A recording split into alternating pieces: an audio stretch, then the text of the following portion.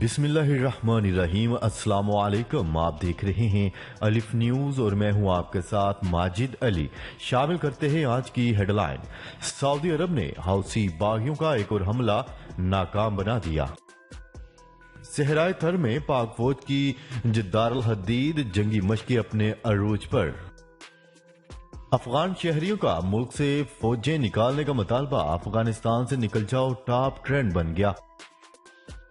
Kuwait سے روانہ ہونے سے پہلے بھی ہوٹل بکنگ لازمی قرار۔ روسی بحریہ نے آبدوز عملے کو بچانے کا جدید ترین تجربہ کر لیا۔ مواخذے پر ووٹنگ، امریکی سینٹ نے سابق امریکی صدر ڈونلڈ ٹرمپ کو بری کر دیا۔ افغانستان میں فوجی مشن کی مدت میں توسیع کا امکان، جرمن وزیر خارجہ نے بڑا اعلان کر دیا۔ عوام جمہوریت کے لیے فوج سے تعاون کرے، میانمار کے فوجی سربراہ نے عوام سے بڑا مطالبہ کر دیا۔ پاکستان اور دنیا بھر کی خبروں سے باخبر رہنے کے لیے الف نیوز کو سبسکرائب کر لیں اور بیل آئیکن کو کلک کرنا نہ بھولیے گا۔ ناظرین، اپنی آرا کا اظہار کمنٹ سیکشن میں لازمی کیجیے گا۔ ہیڈ لائنز آپ نے جانی، اب بڑھتے ہیں خبروں کی تفصیلات کی طرف۔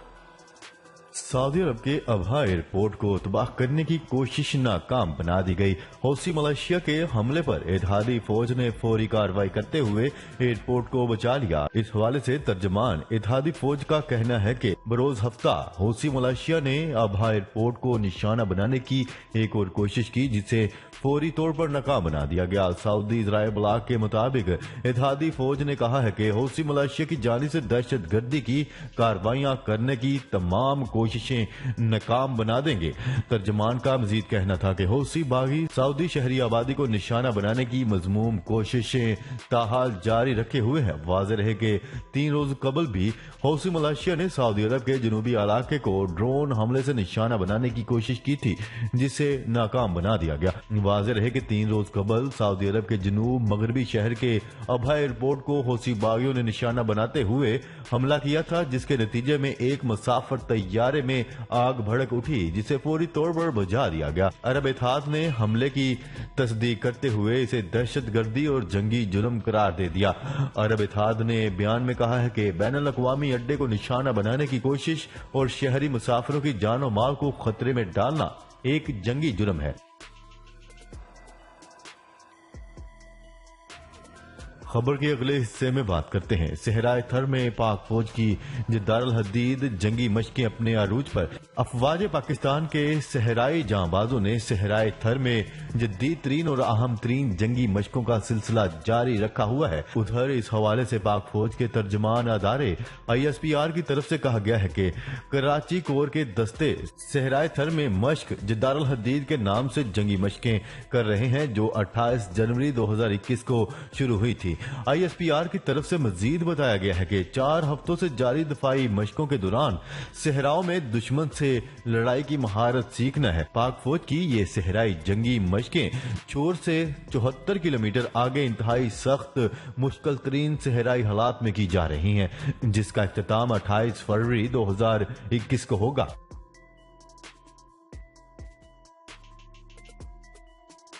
خبر کے اگلے حصے میں بات کرتے ہیں۔ سماجی رابطے کی ویب سائٹ ٹویٹر پر گزشتہ دنوں سے افغانستان سے نکل جاؤ ٹاپ ٹرینڈ بنا ہوا ہے۔ یہ مہم اس وقت زور پکڑ گئی جب واشنگٹن پوسٹ نے لکھا کہ امریکی صدر جو بائیڈن نے وزارت دفاع کے دورے کے موقع پر کہا ہے کہ ان کی حکومت شاید مئی تک افغانستان سے تمام فوجیں نہ نکالے، جس کا فروری میں طالبان سے امریکہ کے ہونے والے معاہدے میں فیصلہ کیا گیا تھا۔ افغانستان سے نکل جاؤ مہم پشتو، دری اور انگریزی زبان میں چلائی جا رہی ہے۔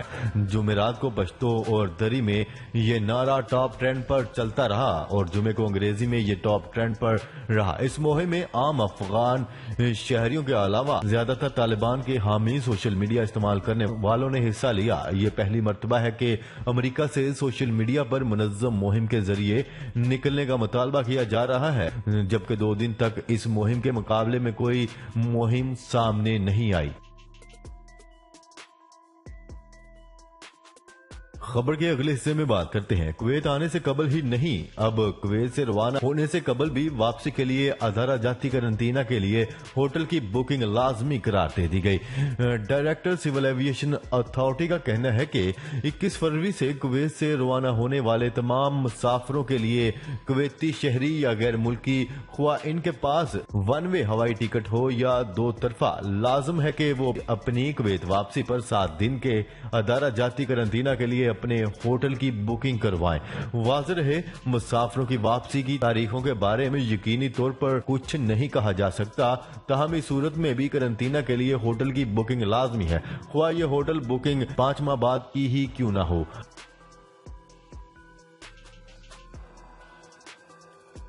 خبر کے اگلے حصے میں بات کرتے ہیں روسی بحریہ نے سب میرینز کی زندگی بچانے کے لیے جدید ترین نئے گیئر کا تجربہ کر لیا۔ تفصیلات کے مطابق روس کی وزارت دفاع کا کہنا ہے کہ روسی بحریہ کی ریسرچ انسٹی ٹیوٹ of rescue and under water technologies نے اپنے تجرباتی مرکز میں آبدوز کے عملے کی زندگیاں بچانے والے نئے گیئر کا تجربہ کر لیا۔ اس تجربے کے دوران آبدوز کے ٹارپیڈو ٹیوبز اور ہنگامی اخراج کے ذریعے عملے کے باحفاظت نکالنے کی مشقیں کی گئی۔ نئے S S P M gear کی خصوصیات پہلے والے سے کہیں زیادہ ہیں، جیسا کہ اوپر چڑھنے کی رفتار، تھرمل خواص، کارکردگی جانچنے کا سسٹم، سروس لائف اور عملے کی سیفٹی کی سطح۔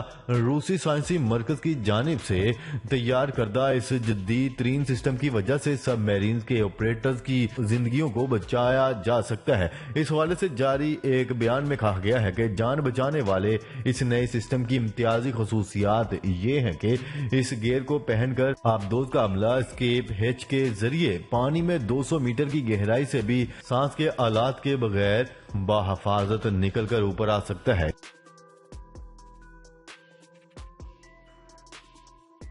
خبر کے اگلے حصے میں بات کرتے ہیں صدر ٹرمپ کا مواخذہ۔ امریکی سینٹ نے سابق صدر ڈونلڈ ٹرمپ کو مواخذے کے مقدمے میں تمام الزامات سے بری کر دیا، جس کے بعد وہ اپنے عہدے پر بدستور کام جاری رکھ سکیں گے۔ سابق صدر ڈونلڈ ٹرمپ پر اختیارات کے ناجائز استعمال اور ایوان نمائندگان کے کام میں مداخلت کرنے کے 2 مخالف الزامات عائد کیے گئے تھے۔ جمعرات کو امریکی سینٹ، جہاں صدر ڈونلڈ ٹرمپ کی پارٹی ریپبلکن کی اکثریت ہے، میں دونوں الزامات پر الگ الگ ووٹنگ ہوئی، جس کے نتیجے میں انہیں مواخذے کے ٹرائل سے بری کرنے کا فیصلہ کیا گیا۔ طاقت کے غلط استعمال کے الزام کی حمایت میں 48 جبکہ مخالفت میں 52 ووٹ پڑے، جبکہ عوام نمائندگان کے کام میں مداخلت کرنے کے الزام کی حمایت میں 47 جبکہ مخالفت میں 53 ووٹ آئے۔ سابق امریکی صدر ڈونلڈ ٹرمپ پر ڈیموکریٹس کی جانب سے الزام عائد کیا گیا تھا کہ انہوں نے یوکرینی صدر پر دباؤ ڈالا تھا کہ وہ اس کے سیاسی مخالف جو بائیڈن کے خلاف بدعنوانیوں کی تحقیقات شروع کریں۔ صدر ڈونلڈ ٹرمپ نے اپنے خلاف مواخذے کی کارروائی کو سیاسی انتقام قرار دیا تھا۔ خبر کے اگلے حصے میں بات کرتے ہیں جرمن وزیر خارجہ ہائیکو ماس نے عندیہ دیا ہے کہ افغانستان میں جرمن فوجی مشن کی مدت میں توسیع کا امکان ہے۔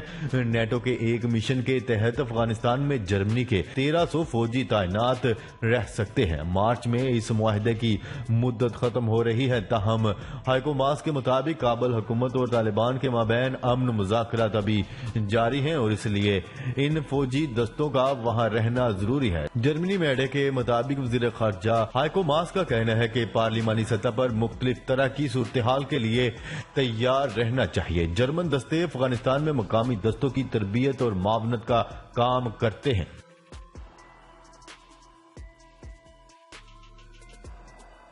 خبر کے اگلے اور آخری حصے میں بات کرتے ہیں میانمار کی فوجی حکومت کے سربراہ نے لوگوں سے کہا ہے کہ اگر وہ جمہوریت چاہتے ہیں تو فوج کے ساتھ تعاون کرے۔ غیر ملکی خبررساں ادارے کی رپورٹ کے مطابق انہوں نے یہ بیان یونین ڈے کے موقع پر جاری کیا۔ یونین ڈے پر میانمار کی فوج کے سربراہ نے شہریوں کو تلقین کی ہے کہ وہ فوج سے تعاون کرے تاکہ جمہوریت کی بحالی ممکن ہو سکے۔ انہوں نے اپنے بیان میں واضح کیا ہے کہ یہ تاریخ کا سبق ہے کہ قومی اتفاق ہی ملکی اتحاد کا ضامن ہوتا ہے اور حکومتی عملداری بھی اس سے ممکن ہے۔ فوجی حکومت نے یونین ڈے کے موقع پر ہزاروں قیدیوں کو رہائی دینے اور لمبی مدت کی سزاؤں میں کمی کرنے کا بھی اعلان کیا ہے۔ جی تو ناظرین، آج کے لیے اتنا ہی. مزید خبریں لے کر بہت جلد آپ کی خدمت میں حاضر ہوں گے. تب تک کے لیے اپنا خیال رکھیے گا. اللہ نگہبان. پاکستان زندہ باد. پاکستان آرمی پائندہ باد.